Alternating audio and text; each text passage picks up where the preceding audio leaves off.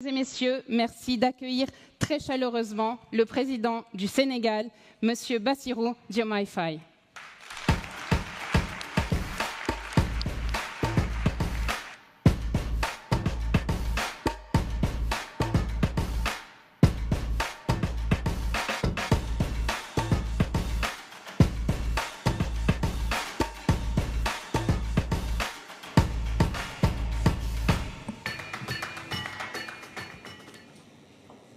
Excellences, Monsieur le Président de la République française, Monsieur Emmanuel Macron, chers collègues, chefs d'État et de gouvernement, Monsieur le Président du Comité exécutif du CIO, chers membres du mouvement olympique, Mesdames, Messieurs, je voudrais à l'entame de mon propos remercier le Président Emmanuel Macron et Monsieur Thomas Bach, président du comité exécutif du CIO, pour leur aimable invitation à ce sommet des Jeux du développement durable en prélude des Jeux olympiques Paris 2024.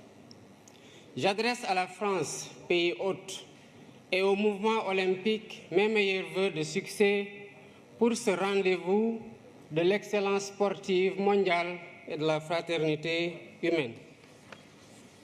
En nous réunissant ici sous le sceau, sous la bannière de l'olympisme, nous faisons vivre toute la tradition antique de la trêve olympique, célébrant les idéaux de paix, de sécurité et de compréhension mutuelle entre les peuples.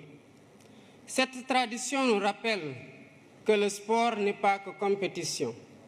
Il est aussi une humanité qui rassemble les peuples au-delà de leurs frontières et de leurs différences. C'est tout le sens de la résolution de l'Assemblée générale des Nations unies sur l'édification d'un monde pacifique et meilleur grâce au sport et à l'idéal olympique. Cependant, force est de constater que l'idéal olympique est aujourd'hui mis à rude épreuve par la tragédie de la guerre, de la violence sous toutes ses formes et des inégalités sans cesse croissantes au sein et entre les nations. Mesdames et Messieurs, ce sommet qui s'inscrit dans la continuité du pacte de Paris pour les peuples et la planète et la perspective du sommet de l'avenir en septembre prochain à New York nous interpelle sur l'urgence d'œuvrer de façon plus résolue à la réalisation des objectifs de développement durable. Inspiré par l'idéal olympique, notre rencontre devrait sonner le réveil des consciences sur les inéquités persistantes d'un ordre mondial historiquement dépassé. Si nous voulons que les choses changent, il nous faut changer les règles du jeu.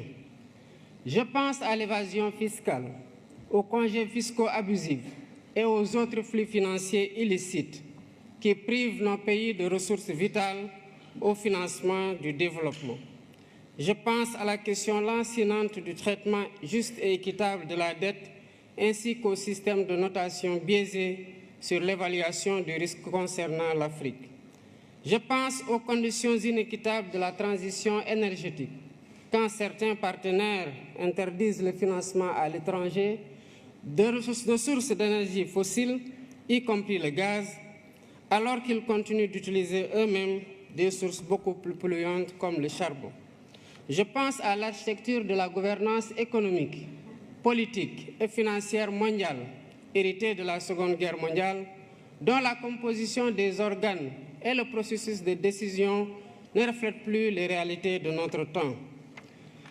À maintes reprises et à juste titre, le secrétaire général des Nations Unies a alerté sur le risque de fragmentation d'un système international obsolète et non inclusif.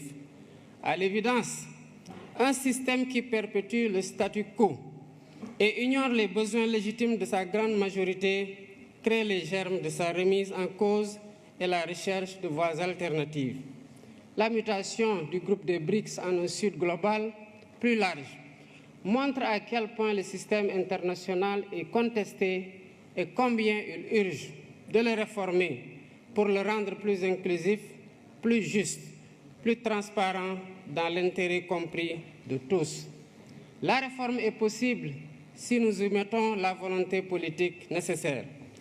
Excellences, Mesdames et Messieurs, dans 2 ans, le Sénégal accueillera le premier événement de l'olympisme en Afrique, avec les Jeux olympiques de la jeunesse. C'est un honneur que nous partageons avec notre continent. Merci au président Thomas Bach et merci aux membres du CIO pour le choix unanime porté sur le Sénégal pour abriter ce rendez-vous historique de la jeunesse mondiale. Conformément aux engagements convenus, nous préparons l'événement en tenant compte de 3 impératifs.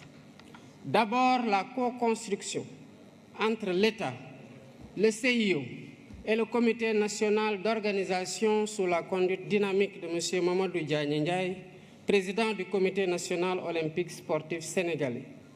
Ensuite, la maîtrise des dépenses publiques en privilégiant la réhabilitation et la mise à niveau d'infrastructures existantes pour abriter les compétitions. Enfin, le suivi renforcé des questions de sécurité, d'hébergement, de transport, de restauration et de santé, entre autres.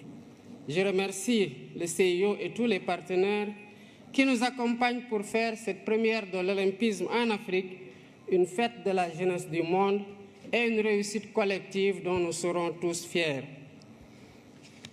Je saisis l'occasion pour attirer l'attention du sommet sur le fléau insupportable du racisme et de la discrimination raciale qui continue de gangréner le sport dans un contexte de banalisation des discours haineux et xénophobes.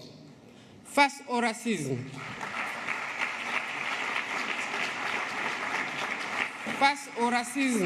et à la discrimination raciale, nous devons rester debout et intransigeants.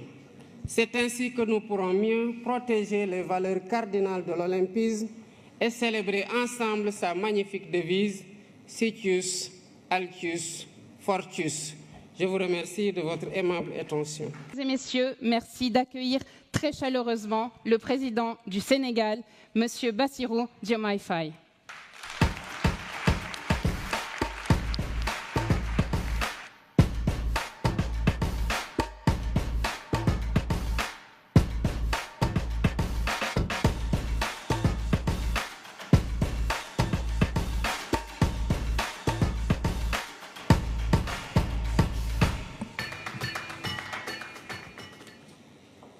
Excellences, Monsieur le Président de la République française, Monsieur Emmanuel Macron, chers collègues, chefs d'État et de gouvernement, Monsieur le Président du Comité exécutif du CIO, chers membres du mouvement olympique, Mesdames, Messieurs, je voudrais à l'entame de mon propos remercier le Président Emmanuel Macron et Monsieur Thomas Bach, président du comité exécutif du CIO,